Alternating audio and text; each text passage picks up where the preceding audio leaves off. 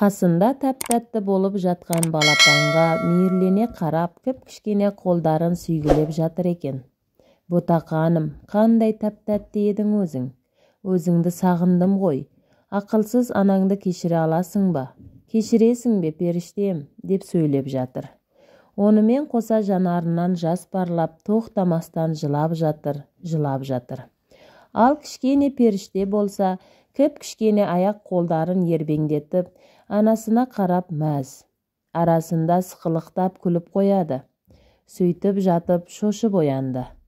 Манадан көріп жатқаны түс екен. Таң алагеуімдеп атып қалыпты. Сәуле толыққанды отбасында дүниеге келді. Отбасында өзінен басқа 7 бауыры бар. Әкелері ала таңнан қара кешке дейін бала шағаның қамы мен совхоздың қым-қуат тіршілігінде жүреді. Ал аналары балаларын жақсы тәрбиелеу үшін жұмыс жасамай, тек үй шаруашылығымен айналысты. Сәуле мен бауырларының балалық шақтары бақытты болды десе де, артық айтқандық болмас. Сәуле 8-ші сыныпты бітіріп, жазғы каникулға шыққанда ауылға аудан орталығынан бір бозбала қыдырып келген болатын. Қатарластары мен кешкі серуенге шыққан Сәуле Дәулетті алғаш көргенде жүрегі лүпілдеп, бозбаланың нұрланған жүзіне ұрлана қарай бергені әлі есінде. Дәулет те соңғақ бойлы, ботадай көзі мөлдіреген сұлу қызды бір көргеннен ұнатып қалған сияқты.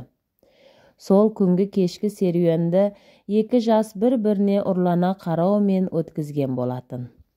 Үйге келген соңда сүйкімді бозбаланың өзіне ұрлана қараған ұялшақ көзін ұмыта алмаған қыз әдемі қиялға беріле жатып, тәтті ұйқысына енген еді.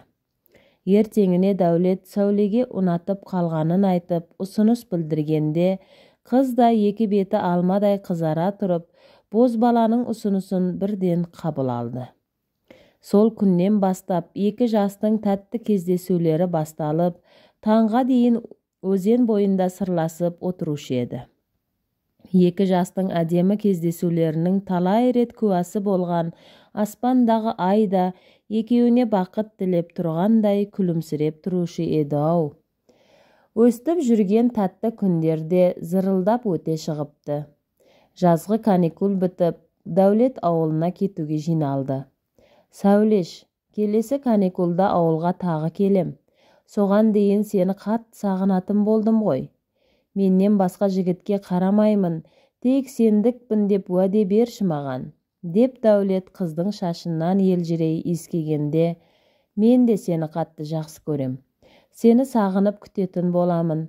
Дәулет, маған сенен басқа ешкім керек емес, деп Сәуле де ұяла жауап берген еді. Дәулет уәдесін орындап ауылға каникул сайын келіп жүрді. Тіпті арасында шыдай алмай бір күндік демалысқа келіп кететін тұғын.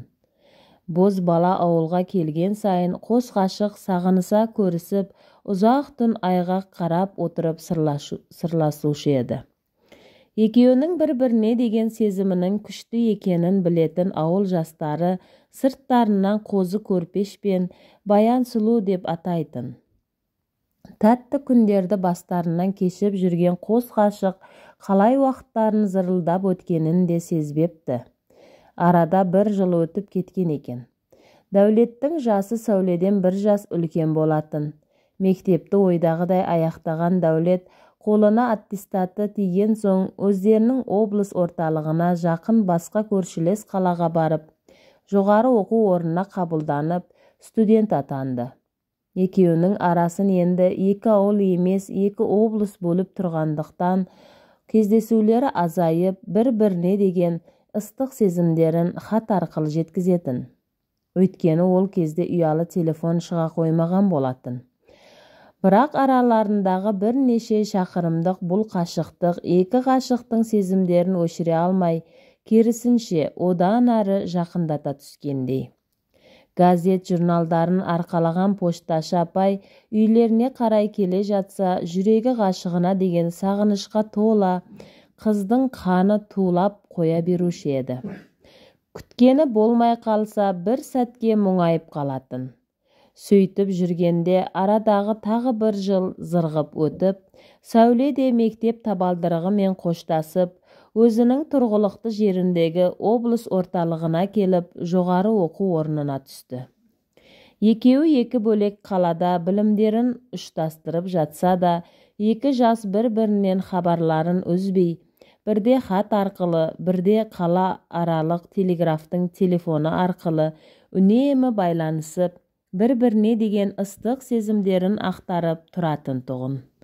Сол уақыт аралығында Дәулет оқуын аяқтаған соң, екеуі отау құратын болып та келісіп үлгерген болатын. Дәулеттің қысқы сессиясын ертерек аяқтап, елге қарай келе жатқанын естіген қыздың қуанышында шегі жоқ. Дәулет келгенде қалай қарсы алатынын, қалай еркелейтінін елестеткен сайын, жүрегі маза бермей тарсылдап, аузына тығылып, арасында Дәулетпен сөйлесіп отырғанын елестетіп, өз-өзімен күбірлеп сөйлеп, күлімсіреп отырғанын сезгенде, бұл қылығымды айналамдағылар байқап қоймады ма деп қысылып қалушы еді. Арада тағы бірнеше күн өтіп, Дәулетпен кездесер сәт туған күні қыз өзін қоярға жер таппай, кездесу сәтін тағатсыздана күтті. Алайда асыға күткен кездесуіне жігіттің көңілсіз келгенін байқаған қыз ғашығына не болғанын түсіне қоймай дал. Сүйіктісінің тұнжыраған түрін бірінші рет көрген қыз аптырап қалса да, қазақтың қызына тән ұяңдығы жібермегендіктен себебін сұрай алмай жігіттің бетіне жаутаңдаумен тұр. Онымен Дәулет ашылып ештеңе айтар емес. Тек сүйіктісінің бетіне елжірей қарап күрсіне береді. Біраздан соң жігіт тағы терең күрсіне тұрып, «Сәулетай, саған бір нәрсе айтайын деп едім. Бірақ соны қалай бастарымды білмей тұрмын» дегенде, «Манадан көңілсіз жүргеніңді мен де сезіп жүрмін. Саған не болды? Не жағдай? Мені қорқытпашы, Дәукентай» деп дауысы дірілдеп кері сұрап еді. «Жә, ештеңе емес, қорықпашы жаным» деп Сәуленің маңдайынан сүйді. Оған да жүрегі орнына түсе қоймаған Сәуле не жағдай болғанын бірнеше қайталап сұраса да, Дәулет ештеңе айтқан жоқ. Жоқ деп қайталай бергеннен басқа ләм-мім деп жақ ашар емес. Қоштасарда сүйіктісін құшағына қысып тұрып, маңдайынан мейірлене иіскеген жігіт ертең тағы келетінін айтты. Үйге келген соң Дәулеттің әлдеңе айтқысы келіп, онымен ештеңе айта алмай күмілжіп тұрған сәті көз алдынан кетпеген қыздың ойы сан-саққа тарап, араларынан қандай қарамысық өтіп кеткенін ойлаумен жүр. Онымен еш жауабын таба алар емес. Ертеңіне келем деп кеткен Дәулет ертесі күні де, арғы күні де сүйіктісіне келмеді. Қалада оқитын достарынан сұрастырып көріп еді, олар Дәулеттің ауылға кетіп қалғанын айтты. Мына жұмбақ жағдайға түсіне алмаған қыз дереу орталық телеграфқа барып, Дәулеттің ауылдағы үйінің телефонына тапсырыс беріп еді. Ұзақ күдіктен соң телефонды бір егделеу адам көтерді. «Аға, сәлеметсіз бе? Телефонға Дәулетті шақырып жібересіз бе?» деген өтінішіне телефонның ар жағындағы адам, «Дәулетті телефонға қалай шақырам, қалқам? Ол төрде отыр ғой. Бүгін Дәулеттің үйлену тойы өтіп жатыр» дегенде оқыс хабардан есеңгіреп қалған қыз тұрған орнында қақшиып тұрып қалды. Телефонның ар жағындағы адамның «Әлі, Дәулетке не айтайын деп едің? Әлі» деп қаққылдап тұрғаны күмбірлеп естіліп тұр. Бүгін үйге қалай жеткенін есінде жоқ. Есіктен кіре сала босағада тұрған орындықтың үстіне отыра кетіп, солқылдап жыласайшы. Бетін басып, екі иығы селкілдеп, еңіреп отырған қыз иығына біреу қолын салғанда басын көтеріп еді, әпкесі екен. Сәуле қалада тұратын әпкесінің үйінде тұратын еді. «Естідің бе?» Әпкесінің сұрағы қысқа болды. Сіңлісінің басын іздегенін көрген әпкесі, «Біз де бұл жаңалықты бір ай бұрын естігенбіз. Әуелгіде сенбедік. Бірақ Дәулеттің анасы біздің мамамыздан келіп кешірім сұрапты. Сол жақта бірге оқитын қыздың Дәулеттен аяғы ауырлағанын, Дәулеттің оны алмаймын дегенін, және қыздың әкесі қызымды алмасаң, темір тордың ар жағына жіберемін деп, мәжбүрлеп үйлендіріп жатқанын білдік. Шынымен де, бала Дәулеттен болса істегенін мойнымен көтерсін. Өмірге келетін сәбидің қандай кінәсі бар? Жассың, өмірің әлі алдында. Енді оны ұмыт, деп сіңілісін мейірлене құшақтап, бетінен сүйген Зәуре ас бөлмеге қарай аяңдады. Бірақ сол күннен бастап Сәулеге өмірдің еш мәнісі де, сәні де жоқ сияқты болып кеткен еді. Алдыңғы жылы оқудан келгенде Дәулет Сәулеге жұпар иісті әтір сыйлаған болатын. Сабағына солқ барып келетін қыз үйге келген соң сабаққа дайындалам деген сылтаумен бөлмесіне тығылып алып, Дәулеттің сыйға тартқан әтіріне қарап отырып жылап алатын. Арада бірнеше күн өтті. Сабақтан ертелеу келген соң үйдің ішін жиыстырып жүрген еді. Үйдің телефоны безілдеп қоя берді. Жүгіріп барып тұтқаны көтеріп еді. Алло, сәлеметсіз бе? Гүлмираны телефонға шақырып жібересіз бе? Деген қоңыр дауыс естілді. Бұл үйде Гүлмира деген қыз тұрмайды. Кешіріңіз, онда номерден қателескен болдым ғой, деп ар жақтағы жігіт сыпайы кешірім сұрап телефон тұтқасын тастай салған тұғын. Сәлден кейін телефон қайтадан шырылдады. Қарындас, мен сізбен танысуға бола ма? Деп манағы дауыс иесі қайтадан хабарласып тұр екен. Қанша дегенмен жас қыз емес пе? Телефонның ар жағындағы дауыс иесінің жас жігіт екенін байқаған соң, Сәуле де танысуға кетары емес екенін сездіріп, екі жас бірден шүйіркелесіп кетті. Жігіттің есімі Алмас екен. Сәуле мен Алмас тез тіл табысып кетті. Әңгіме арасында Алмас Сәулеге сенің дауысыңды қатты ұнатып, кері телефон соғып танысуға бел будым деп қояды. Шындығында Сәулеге де Алмастың дауысы ұнап қалып, танысуға қарсылық танытпаған болатын. 2 апта бойы телефонмен байланысқан соң, Алмас Сәулені кездесуге шақырып, Сәуле бірден келісімін беріп тастады. Кешкісін белгіленген жерге келген Сәулені аласалау бойлы, көзі күлімдеген, қара торы, сүйкімді жігіт, сол кездегі екінің бірінің қолы жете бермейтін Волга көлігімен күтіп алды. Иә, ол кездері Волга көлігі бар адам түгілі Москвич көлігі бар жанның өзі бай манап сияқты көрінетін заман еді ғой. Алмас Сәулені аппақ Волгасына отырғызып, екеуі бірер сағат түнгі қаланы аралады. Бұрын кешкі уақытта көшеге шығып, түнгі қаланы тамашалап көрмеген 19 жасар қызға бәрі таңсық, бәрі әсерлі.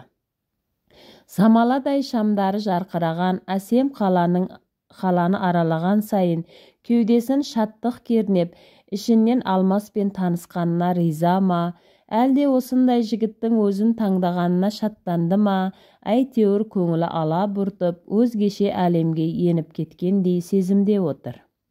Бір кезде Алмас, бір шаруаларым мен әпкеме соғып шығуым керек болып тұр, деп көлігін қаланың шет жағына қарай бұрған тұғын. Қаланың шетіндегі қараңғылау ауылға кірген соң, Алмас көлігін тоқтатып, әпкесіне барып келуге кетті. Шамалы сәттен соң кері оралған Алмас көлікке келіп отырған бойда Сәулені құшағына қысып, қыздың ерінен құшарлана сүйіп алған болатын. Сәуле басында қарсылық танытқандай болып, кері тартыншақтап еді, онымен жігіттің қарулы қолы құшағынан шығарар емес. Басында тартыншақтаған қызға жігітпен алғашқы сүйісу де ұнап бара жатқандай. Өйткені Дәулет екеуі 4 жылдан аса кездесіп жүрсе де сүйісіп көрмеген болатын. Жігіттің ыстық құшағы мен елжіреп ұзақ сүйгені қыздың есін тандырып бара жатқандай. Өзінен өзі әлі құрып бара жатыр. Бір кезде жігіттің қарулы қолы белінен төмен қарай түсіп, көйлегінің етегін түріп жатқанын байқады. Алайда Алмас керек емес деп ентіге сыбырлағаны мен қатты қарсылық таныта алмай, сол күні Сәуле пәктігімен қош айтысып тынды. Сол күннен бастап Алмас пен Сәуле күнде кездесіп, кешкісін ақ Волга мен түнгі қаланы бірге аралайтын болды.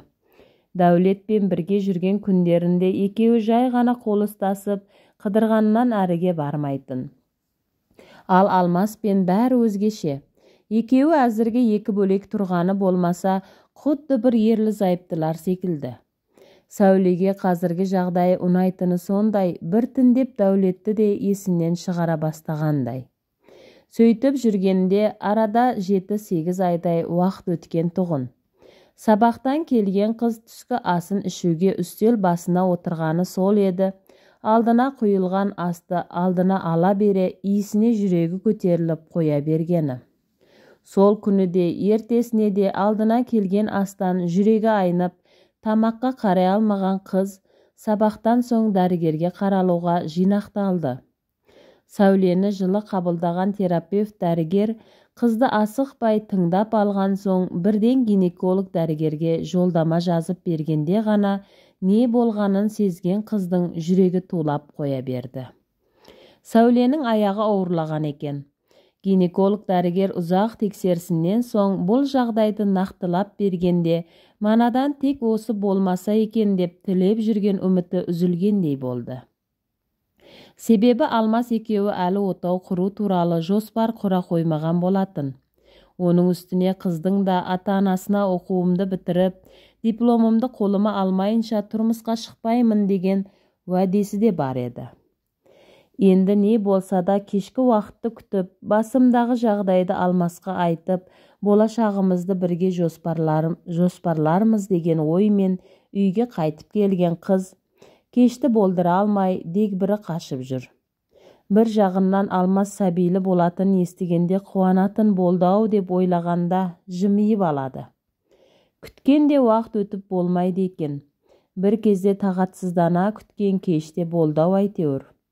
Сүйіктісімен құшағын жая көріскен қыз, жаным, екеуміздің бөпеміз болады, деп қуанышын жайып салған еді. Не дейсің? Деп тұтыға айқайлаған Алмастың жүзі бозарып, қараторы өңі одан сайын күреңдеп, қалшиып тұрып қалды. Алмастың бұзылып кеткен түрін көрген қыз абдырап, Алмас, екеуміздің бөпеміз болады деймін. Түсінбей тұрсың ба? Екеуміз бөпелі болатын болдық. Енді тезірек үйленудің қамын жасауымыз керек. Ата-анам мен бауырларымның алдында мені ұятқа қалдырмай, маған тезірек үйленші деп тұрмын, деп Сәуле бастырмалатып келіп жатыр еді. Мен саған үйлене алмаймын. Қалай үйленемін, деп жігіт төтесінен жауап қатты. Неге Алмас? Неге үйлене алмайсың маған? Пәктігімді өзіңе сыйлағаныма өзің куәсің ғой. Енді неге менен бас тартып тұрсың? Сені түсіне алар емеспін. Әлде мені сүйем деген сөздеріңнің өтірігі болғаныма? Деп Сәуле де қояр емес. Жоқ, сені ұнатып қалғаным өтірік емес. Алайда менің өз отбасым, әйелім мен бір ұлым бар. Сезімге беріліп кеткенім үшін кінәлімін. Бірақ бәрі де екеуміздің келісімізбен болды ғой. Мен сені зорлаған жоқпын. Сен үшін әйелім мен баламдан бас тарта алмаймын. Сен бұл баланы өмірге әкелмейсің, алдыртып таста. Екеумізге де дұрысы осы, дегенде Сәуле өз құлағына өзі сенбей, осыны айтып тұрған Алмастың өзі ме, деп аң-таң болып тұрып қалды. Біраздан соң есін жинағандай болған қыз, Алмастың рас айтып тұрғанына көзі жеткенде ғана бетін басып еңіреп отыра кетті. Екеуінің сөзі жараспай, бір келісімге келе алмайтыны түсінікті болған соң, Сәуле солқылдап жылаған күйі үйге кетуге жиналып еді. Керегіңе жаратарсың деп Алмас қызға 5000 теңге ұстатты да, көлігін оталдырып, асыға қозғалып кетіп қалды. Өзінен қашып бара жатқандай болған жігіттің артынан солқылдай жылап, ұзақ қарап тұрғаны мен Алмастың өзіне енді оралмасын анық сезіп тұр. Есігінің алдына жеткен соң демін басып, тағы бірнеше сағат далада отырған қыздың іші алай-дүлей. Алмастың ұстатып кеткен 5000 теңгесіне жиіркене қарап, лақтыра салсам ба деп отырды. Сәлден соң ол ойыннан айнып, қалтасына сүңгіте пәтеріне беттеді. 3-ші курсты аяқтап, сессияның басталған кезіне тап келгендіктен, емтихан тапсырумен жүрген қыз дәрігердің алдына бармай, тағы бірер ай уақытын өткізіп алды. Не істесем болады деген ойда маза берер емес. Баланы өмірге әкелсе, ата-ананы, бауырларын жерге қаратары анық.